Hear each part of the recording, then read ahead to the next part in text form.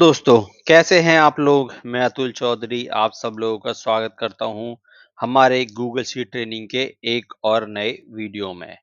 तो आज मैं आप लोगों के लिए लेके आया हूं गूगल शीट के कुछ और नए फॉर्मूले। अब तक हमने बात करें तो 70 फॉर्मूलेस कंप्लीट कर लिए हैं हमारे 106 टारगेटेड फॉर्मूले में से।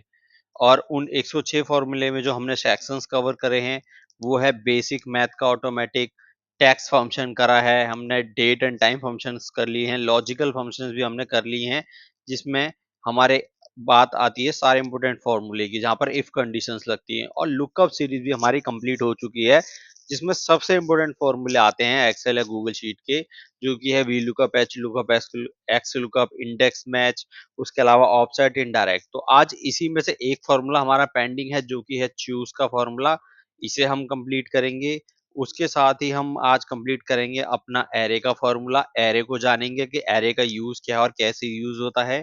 उसके अलावा हम यूनिक का फॉर्मूला देखेंगे और हम देखेंगे ट्रांसपोज का फॉर्मूला। ये चार फॉर्मूलेज मैं आपके लिए लेके आया हूँ। तो अब ज्यादा टाइम नहीं गवाएंगे, सीधा शुरू करते हैं अपना वीडियो। लेकिन उससे पहले हमेशा की तरह रिक्वेस्ट आप लोगों से रहेगी, अगर आप चैनल पे नए हैं तो सब्सक्राइब जरूर करें, वीडियो को लाइक करें और ज्यादा से ज्यादा लोगों को शेयर करें। चलिए शुरू करते हैं अपना वीडियो।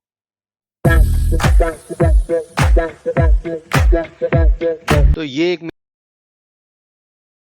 तो ये एक मेरे पास डेटा सेट है जो हमने पिछले वीडियो में भी यूज करा था।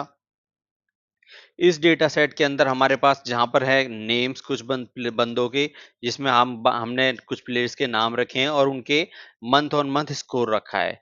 उसी का हमने यहाँ पर टोटल निकाला है कि हर प्लेयर का इन 6 महीनों के अंदर क्या टोटल है जो यहाँ पर आ रहा है, और इसी के बेस पे हमने रैंक निकाल ली है उनकी, जो मैंने आपको रैंक का फॉर्मूला यूज करके बताया था। इसमें नॉर्मली आप क्या करेंगे, अपने सेल को सेलेक्ट करेंगे और आपकी पूरी रेंज को सेलेक्ट कर देंगे, और उसके हिसाब से आपका आंसर आ जाएगा कि ये इस नंबर के अंदर ये रैंक कितनी है। तो अब यहाँ पर पता चल रहा है कि जो पहले नंबर पे प्लेयर है रोहित शर्मा, इसके दो रैंक 2 है, यानी इसके दूसरे सबसे ज्यादा रन है। और पहले नंबर पे विराट कोहली हैं जिनके सबसे ज्यादा हैं, और 10वें नंबर पे केएल राहुल है जिनके इन सब में सबसे कम है नंबर रन हैं। तो ये हमने रैंक बनाई है। तो अब ये रैंक का बेनिफिट क्या है, इस रैंक के बेस पे हमारे पास एक यहाँ पर समरी है, जिसके अंदर हमारे को दिया हुआ है कि इस रैंक के बेस पे हमें हर पर्सन को उसके हिसाब से चीजें, मतलब उसको टाइटल देना है, यानी वर्ल्ड टाइटल एक देना है। तो जो नंबर 1 है उसे हम चैंपियन देंगे, और नंबर 2 है उससे स्टार परफॉर्मर, इसी तरीके से सो ऑन यहाँ पर डेटा आपके लिए अवेलेबल है। तो अब ये हम लेके कैसे आएंगे, इसको लाने के दो तरीके हैं। एक तो हम वी लुकअप वगैरह भी यूज करके ला सकते हैं, लेकिन इसको सिंपल तरीके से हम बहुत आसानी से ला सकते हैं, जिसे हम यूज करेंगे चूज का फॉर्मूला। तो पहले अगर इसको वी लुकअप से लाना है तो आप कैसे लेके आओगे, वी लुकअप से नॉर्मली आप लेके आ सकते हो। यहाँ पर वी लुकअप लगाओगे, इस रेंज को सेलेक्ट करोगे, यहाँ पर जाओगे और इसके साथ इस तरह सेलेक्ट करके कॉमा 2 और कॉमा 0 और एंटर, तो आपका ये आंसर आ जाएगा।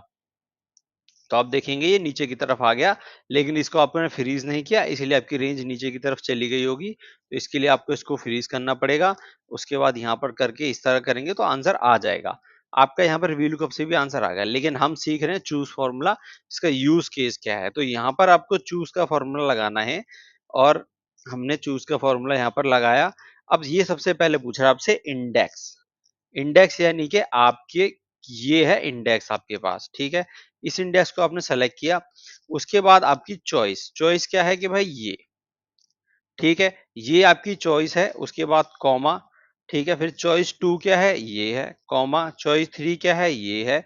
इसी तरीके से आपको सारी चॉइसेस इसके अंदर सेलेक्ट कर देनी है। अगर आपने ये फॉर्मूला अभी वी लुकअप से देखा था, तो वी लुकअप में हमने कुछ नहीं किया, बस नॉर्मल रेंज ही किया, लेकिन चूज का फॉर्मूला दो अलग क्राइटेरिया पे काम करता है।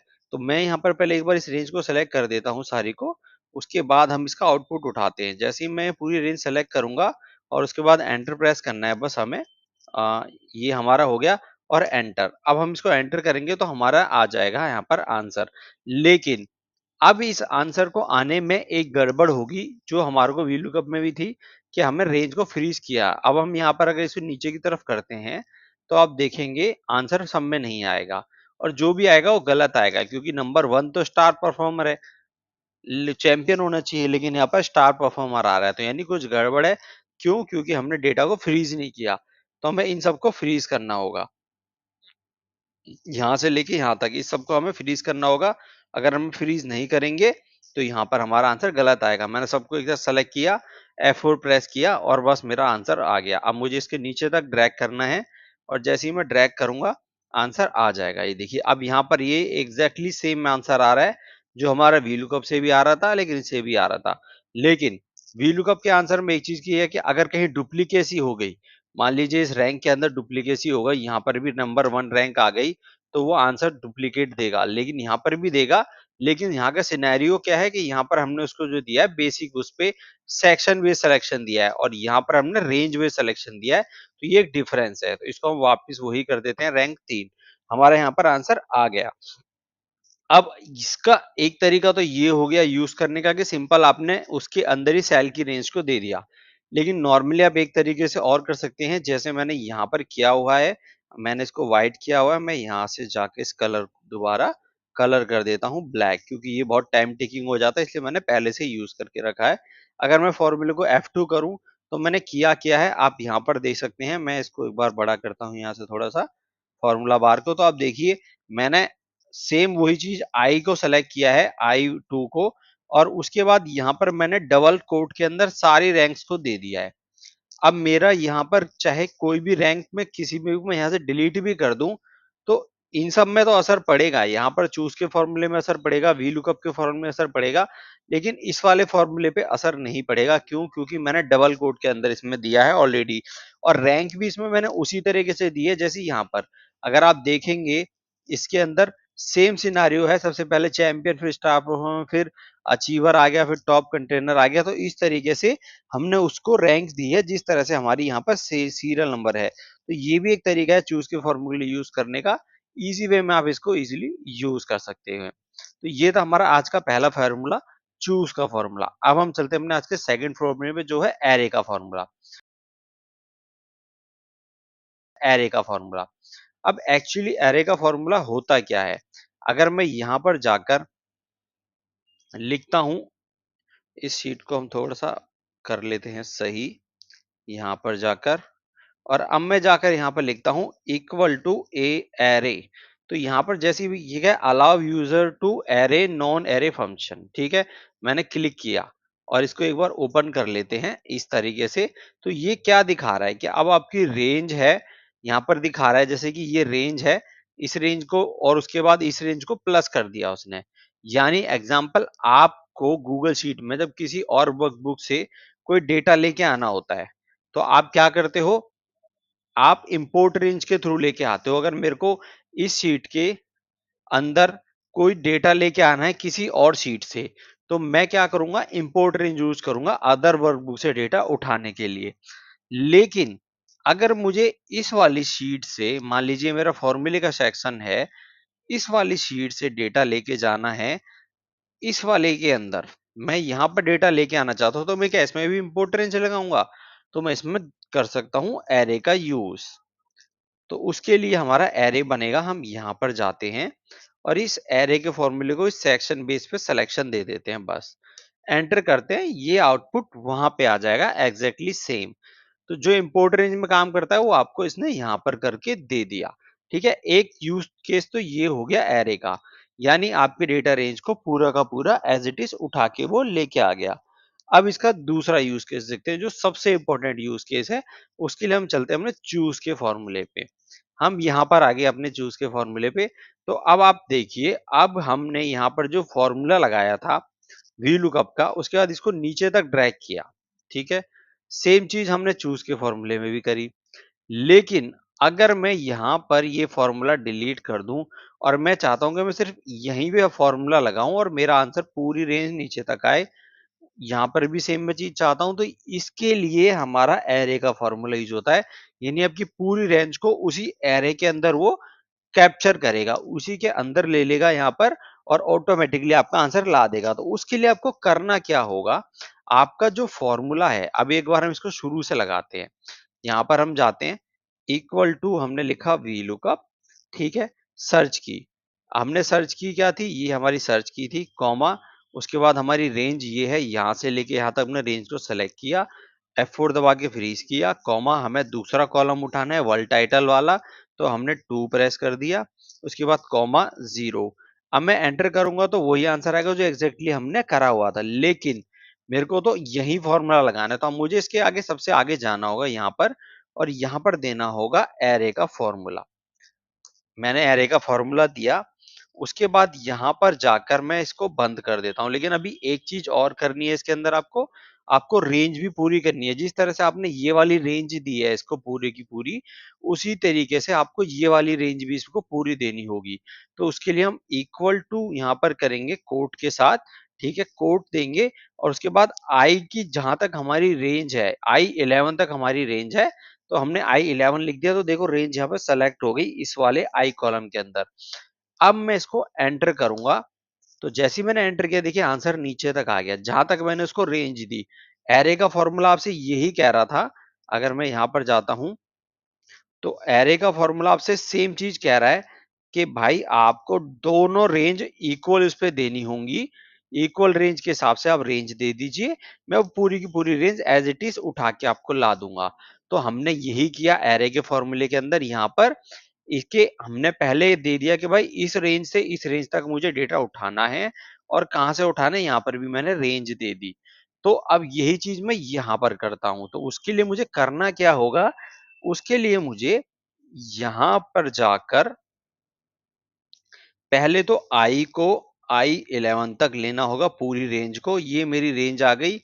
और उसके बाद मुझे यहां पर इनकी भी रेंज को बढ़ाना होगा, क्योंकि अब हमने क्या किया है इसके अंदर, यहाँ पर जाकर M11, और यहाँ पर जाकर सेम चीज हमें सब में करनी होगी। यहाँ पर भी हमें M11 करना होगा, यहाँ पर भी हमें M11 करना होगा, और यहाँ पर हमने कुछ गड़बड़ करी है। हाँ, हमने यहाँ पर डबल कोट दे दिए जबकि हमारी रेंज नहीं आएगी। फॉर्मूले के अंदर अभी हमेशा डबल डॉट दिया जाता है, तो वो आपको ध्यान रखना है कि आपको फॉर्मूला उसी तरीके से बनाना है जिस तरीके से फॉर्मूला हमेशा इजी उठाया जाता है। अगर आप ऐसे नहीं करेंगे तो आपका आंसर गलत ही आने वाला है। हमें सारे फॉर्मूले रेंज को M11 तक सेलेक्ट करना होगा। हमने M11 तक के डेटा में करा है। इसका इजी केस यूज मैं अभी आपको बताता हूँ। पहले मैं एक बार इस रेंज को कंप्लीट कर देता हूँ, और लास्ट वाला भी हमारी रेंज है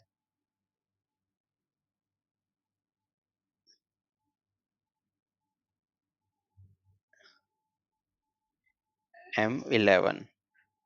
एंटर। अब मैं कंट्रोल शिफ्ट एंटर किया, एरे का फॉर्मूला लिखा नहीं मैंने इसके अंदर, सिर्फ मैंने कंट्रोल शिफ्ट एंटर दबा दिया, ऑटोमेटिकली एरे का फॉर्मूला आ गया, और अब एंटर करा, मेरा आंसर आ गया। देखिए सेम आंसर आ गया। अब मेरा फॉर्मूला सिर्फ और सिर्फ इसी सेल के अंदर है, कहीं और नहीं है। अगर मेरा कोई यूजर इस सेल के अंदर कहीं भी कुछ डिलीट करना चाहेगा तो वो डिलीट नहीं कर पाएगा। उसको जो भी चेंजेस करने होंगे इस सेल के अंदर करने होंगे, तो ही चेंज होगा। तो आपका कभी भी एरे बेस पे काम करने का बेनिफिट ये होता है एक्सेल के अंदर या गूगल शीट के अंदर हमेशा, कि आपका जो डेटा है स्ट्रक्ट हो जाता है, आपका फॉर्मूला एक ही जगह हो जाता है। इसके बहुत सारे फायदे हैं। सबसे पहला फायदा कि आपका फॉर्मूला सिर्फ एक ही जगह आपको लगाना है, पूरी रेंज में आपको नहीं घूमना है। अगर किसी ने कुछ छेड़ा तो आपको एक ही जगह पे इसको लॉक कर सकते हैं, यानी आपने इस सेल को लॉक कर दिया, और उसके अलावा कोई आपका फॉर्मूला छेड़ नहीं पाएगा, ना ही चेंज कर पाएगा। दूसरा बेनिफिट, आपकी शीट फास्ट काम करेगी, क्योंकि अगर आप यहाँ पर एरे का फॉर्मूला यूज करते हैं तो आपने फॉर्मूला सिर्फ एक ही सेल के अंदर लगाया, लेकिन अगर ये फॉर्मूला आप हर सेल के अंदर लगाएंगे, आपकी रेंज अभी तो कम है, मान लीजिए आपकी रेंज 500 हो, 600 हो, 5000 हो, 10,000 हो, तो आपका फॉर्मूला बड़ा हो जाएगा। जितना बड़ा फॉर्मूला हो जाएगा उतना ज्यादा इशू आपको काम करने में आएगा, आपकी शीट उतने ज्यादा लोड लेगी, उतने ज्यादा टाइम टेकिंग होगी, और आपका काम उतना ही स्लो होता चला जाएगा। तो इसलिए हमेशा एरे के फॉर्मूले का यूज करें। एरे का फॉर्मूला बहुत ही इंपॉर्टेंट फॉर्मूला है, जितना आपको कोई और फॉर्मूला यूज करने में नहीं आएगा, ये फॉर्मूला हर फॉर्मूले के साथ लग जाता है। एक्सेप्ट बात करें तो सम इफ के साथ ये नहीं काम करता, अलावा और शायद काउंट के साथ भी काम नहीं करता। कुछ ऐसे फॉर्मूलेज हैं जो मैं आपको डिस्क्रिप्शन में लिख दूंगा, जहां पर आप जाके देखेंगे तो उन फॉर्मूलेज के साथ ये काम नहीं करता, बाकी अदर फॉर्मूलेज में सब में चलता है। तो आप जब भी कोई फॉर्मूला लगाए गूगल शीट के अंदर, कोशिश करें हर फॉर्मूले को कन्वर्ट टू एरे। अगर आप एरे में करेंगे तो आपका काम आसान होगा और आपकी शीट फास्टर देन काम करेगी अदर किसी शीट के मुकाबले। तो ये बहुत ही अच्छे बेनिफिट हैं आपके एरे के फॉर्मूलेज के। अब हम चलते हैं क्वेरी के फॉर्मूले में। तो क्वेरी में यूनिक का फॉर्मूला, माय मिस्टेक, हम यूनिक का फॉर्मूला करने वाले हैं। तो यूनिक का फॉर्मूला समझने के लिए हमने यहाँ से डेटा लिया, इस डेटा को कॉपी कर लेते हैं कंट्रोल सी करके और यहाँ पर लाकर पेस्ट कर देते हैं। तो यूनिक का फॉर्मूला जो आपके लिए काम करता है, हमेशा मैंने आपको बताया कि आपको एक ही वर्कबुक पे काम करेगा। यूनिक का फॉर्मूला अदर वर्क पे भी काम करेगा, लेकिन उसके साथ आपको इंपोर्ट रेंज को कनेक्ट करना पड़ेगा। आपको गूगल शीट में किसी भी डेटा को अदर शीट पे लेके जाना है, इंपोर्ट रेंज को कनेक्ट करना पड़ेगा। मैंने इंपोर्ट रेंज पहले भी बताया है, बाकी हमारे आने वाले सेक्शन में भी इंपोर्ट रेंज को मैं प्रॉपर तरीके से बताऊंगा। और भी मैं पहले बता चुका हूँ इंपोर्ट रेंज को, और मैंने आपको पिछले सेक्शन में इंपोर्ट रेंज सिखा चुका हूँ। उसके अलावा की बात करते हैं तो हमारे गूगल के ओनली पैसिफिक फॉर्मूलेज में भी इंपोर्ट रेंज आता है, जहां पर एरे भी आता है। तो ये मैं आपको ऑलरेडी बता रहा हूँ, जो आज एरे है इसको मैं इसके साथ भी लूंगा जब मैं आगे सेक्शन में इसमें बताऊंगा। तो अभी के लिए हम वापस आते हैं हमारे उसी फॉर्मूले पे, यूनिक वाले पे। अब मेरे पास यहाँ पर डेटा है, इस डेटा के अंदर मल्टीपल्स नेम है इसमें 3204। लेकिन मैं बात करूं इन नेम्स के अंदर सारे नेम्स डुप्लीकेट है। यूनिक हो सकता है मुश्किल से 500 हो, हमें नहीं पता। उसके लिए हमें क्या करना होगा, हमें यूनिक का फॉर्मूला यूज करना होगा। हमें सिर्फ यहाँ पर लिखना होगा इक्वल टू यूनिक, उसके बाद रेंज को सेलेक्ट करना होगा। अब यहाँ पर हमारी रेंज है, ये रेंज मुझे सेलेक्ट करनी होगी। तो आप देखिए ये रेंज में अगर इस तरह सेलेक्ट कर दूंगा तो एक ही आंसर आएगा। तो ये क्या है, पूरी रेंज सेलेक्ट करनी पड़ेगी। या तो आप पूरी रेंज को इस तरह जाके सेलेक्ट करिए, नहीं तो आप गूगल शीट में नॉर्मली क्या रखे लिख सकते हैं। मैं इसको सेलेक्ट कर देता हूँ और एंटर कर देता हूँ। तो अब यहाँ पर मेरे पास यूनिक केस नाम आएंगे, जो कि है सिर्फ 687। इस डेटा के अंदर सिर्फ 687 यूनिक नेम्स हैं, लेकिन डुप्लीकेसी के बेस पर ये 3203 नेम्स हैं। तो ये बेनिफिट है यूनिक के फॉर्मूले का, और हमेशा आपको यूनिक करने के काम आता है, जो आपको एक्सेल के अंदर डुप्लीकेट रिमूव करने का काम आता है। यहाँ पर भी इसमें डुप्लीकेट रिमूव करने का ऑप्शन होता है, जो आपको जाकर डेटा के टैब में मिलेगा। हम एक बार देख लेते हैं, डेटा में ही होता है, हाँ जी। यहाँ पर आपको ये रहा क्लीन अप, हाँ ठीक है, यहाँ पर रिमूव डुप्लीकेट का ऑप्शन आ रहा है, ये रहा। आप यहाँ से जाकर रिमूव डुप्लीकेट कर सकते हैं, लेकिन उस केस में आपके इस सेल के अंदर से सारे डुप्लीकेसी हट जाएगी। तो हमेशा आप क्या करें, दूसरी जगह जाकर यूनिक लगा दें, आपका आंसर आ जाएगा। अगर आप ये इंपोर्ट रेंज दूसरे वर्कबुक से उठा रहे हैं तो यूनिक के आगे इंपोर्ट रेंज लगा दीजिए और आपका काम हो जाएगा। इतना आसान है यूनिक का फॉर्मूला। अब हम चलते हैं ट्रांसपोज के फॉर्मूले पे। तो पे तो ट्रांसपोज का फॉर्मूला किस यूज काम आता है, हम यहाँ पर चलते हैं। यहाँ पर हमारे पास एरे के अंदर जो एक डेटा है, हम इसको उठा लेते हैं इस तरह से, या हम यहीं पे समझ लेते हैं। ठीक है, अब मेरे पास ट्रांसपोज करना है। ट्रांसपोज का मतलब क्या है, कि आपके किसी भी रो लेवल के डेटा को कॉलम वाइज करना, कॉलम लेवल के डेटा को रो वाइज करना, ये काम करता है ट्रांसपोज का फॉर्मूला। अब मेरे पास जो यहाँ पर दिखा हुआ है डेटा, सब्जेक्ट से लेके दीपक का नेम ए से लेके एफ तक, ये मेरे पास लिखा हुआ है कॉलम वाइज, लेकिन मुझे चाहिए रो वाइज। तो उसके लिए मुझे क्या करना होगा, मुझे ट्रांसपोज करना होगा। इक्वल टू ट्रांसपोज का फॉर्मूला मैं लगाऊंगा।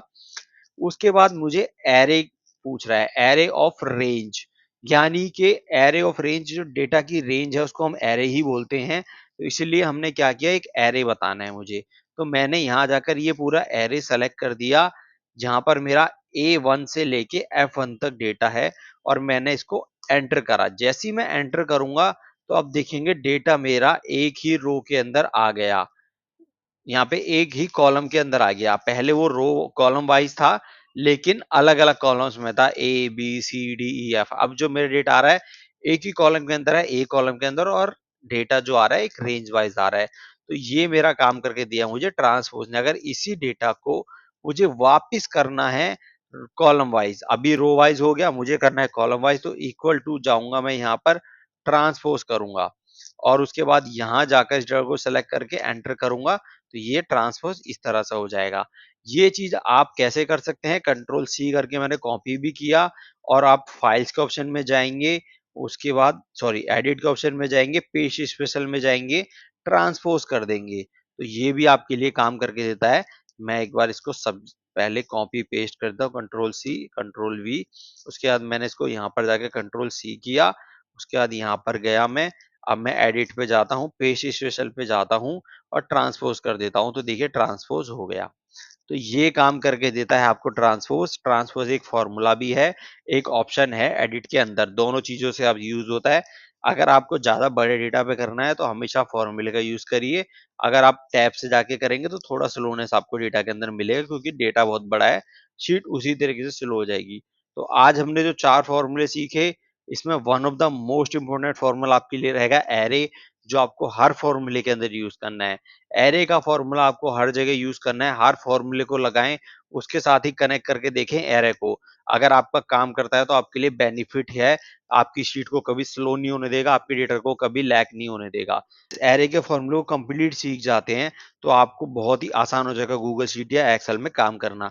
इसके रिगार्डिंग अगर आपको कोई भी प्रॉब्लम आए, चाहे वो चूज़ हो, चाहे एरे हो, यूनिक हो, ट्रांसपोर्ट हो या किसी भी तरह का आपका डेटा हो, आपके पास किसी भी तरह का इश्यूज़ हो तो मुझे कमेंट में ज़रूर बताएँ, मैं उसका सॉल्यूशन आपको 110% दूँगा। तो आज के लिए हम वीडियो में इतना ही रखेंगे, अब हम मिलेंगे आपसे अगले वीडियो में, लेकिन जाने से पहले सब्सक्राइब ज़रूर कर दीजिएगा, वीडियो को लाइक करिएगा और ज़्यादा लोगों को शेयर करिएगा। अब हम मिलेंगे अगले वीडियो में, जब तक के लिए सभी लोगों का धन्यवाद। जय हिंद।